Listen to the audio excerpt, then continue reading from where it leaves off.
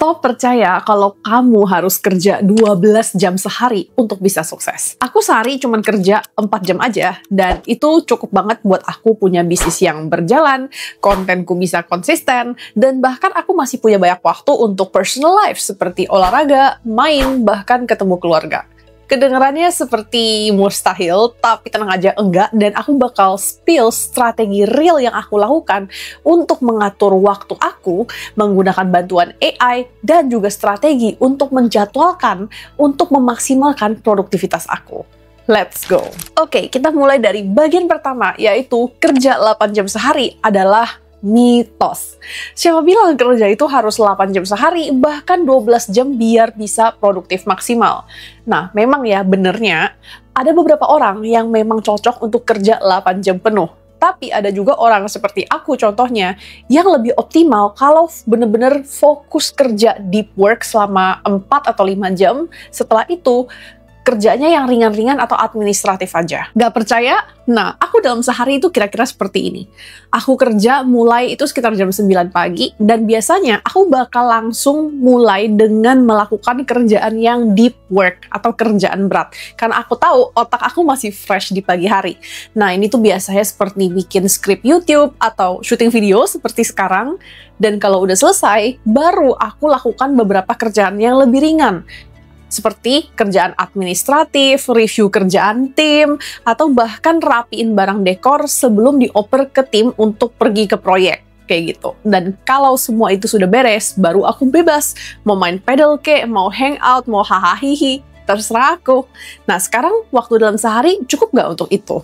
Cukup kan? Nah, tapi jujur aja, ini tuh nggak instan. Dulu aku sendiri pernah ada di fase yang aku bener-bener harus kerja berat dari pagi sampai malam, karena aku pikir itu bakal bikin aku makin produktif.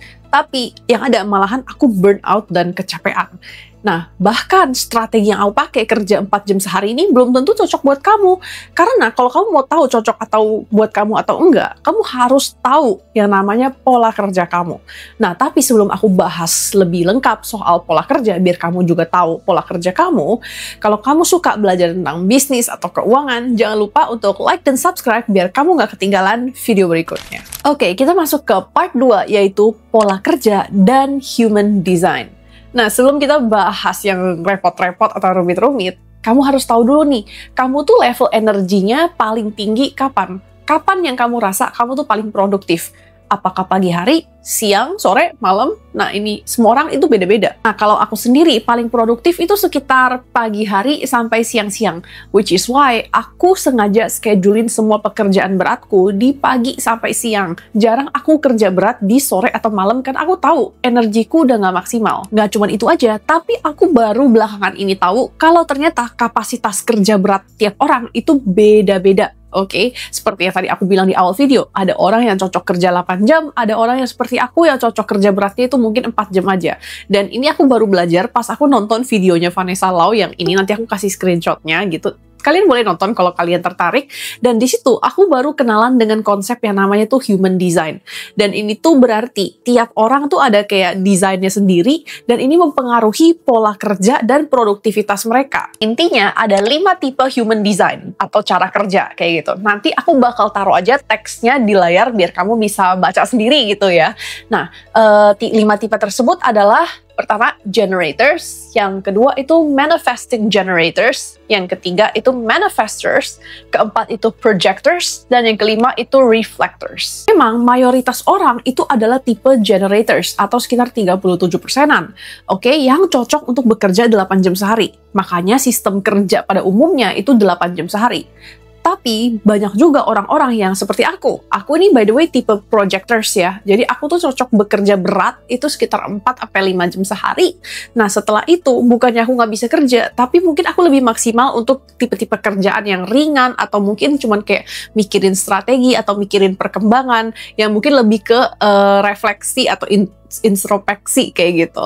Nah, kalau misalnya kamu mau tahu nih, kamu tuh tipe human design yang mana, kamu bisa cek di website ini. Nanti aku kasih gitu ya websitenya, untuk kamu bisa cek sendiri. Caranya, kamu tinggal input aja tanggal lahir kamu, kota lahir, dan jam lahir, kayak gitu. Dan kamu tinggal masukin, dan nanti mereka akan kasih tahu kamu tuh tipe human design yang mana. Nah, cuman ya karena memang ini tipe yang gratis ya, kalau misalnya mau dibikinin schedule dan analisa yang dalam tuh kamu harus bayar, tapi kamu bisa akalin dengan tanya ke ChatGPT. Jadi begitu kamu udah tahu nih, kamu human design-nya apa, misalnya aku kan projector, aku tinggal tanya ChatGPT, projector, tipe human design projector itu idealnya jam kerjanya dalam sehari itu berapa, dan kerjanya itu apakah kerja berat, kerja ringan, atau seperti apa. Nah, untung udah ada ChatGPT ya sekarang. Nah, kalau kamu sekarang udah tahu nih kapasitas kerja berat kamu, kerja ringan itu berapa jam sehari, sekarang waktunya untuk kamu kategorikan semua kewajiban kamu. Kan nggak mungkin semua tugas kamu itu kerjaan berat kan, dan kita akan masuk ke part 3, kategorikan kewajiban.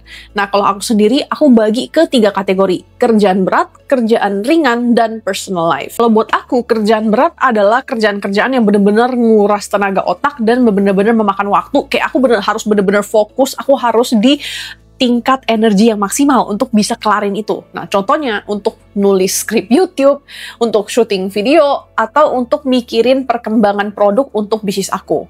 Oke, nah jangan lupa untuk kamu juga harus catat untuk masing-masing tugas ini biasanya kamu butuh berapa lama untuk kelar kayak gitu. Nah, aku misalnya nih untuk syuting satu video YouTube butuh sekitar 1-2 jam. Nah, kalau misalnya nulis skrip YouTube mungkin bisa lebih ya, bisa kayak 4 jaman. Next, kerjaan ringan buat aku adalah kerjaan yang mungkin aku udah agak capek pun aku masih bisa kerjain dengan baik, yang nggak terlalu makan banyak otak. Contohnya, posting kan tinggal pencet-pencet doang gitu kan, nggak usah terlalu mikir gitu, paling ya cuman bales-balesin komen kayak gitu, nggak usah sampai kayak harus bener-bener brainstorm banget kayak gitu. Habis itu review kerjaan tim, habis itu juga rapiin barang-barang dekor atau hal-hal administratif lain yang mungkin menurut aku nggak terlalu makan banyak waktu kayak gitu. Dan jangan lupa untuk catat juga kira-kira waktunya berapa lama untuk kamu selesain tugas-tugas seperti ini. Dan ketiga, itu kategori aku adalah personal life, karena aku nggak mau kalau aku tiap hari, 7 hari seminggu, kerjaannya cuman kerja doang, cari duit doang, dan aku nggak punya kehidupan dan nggak punya temen gitu.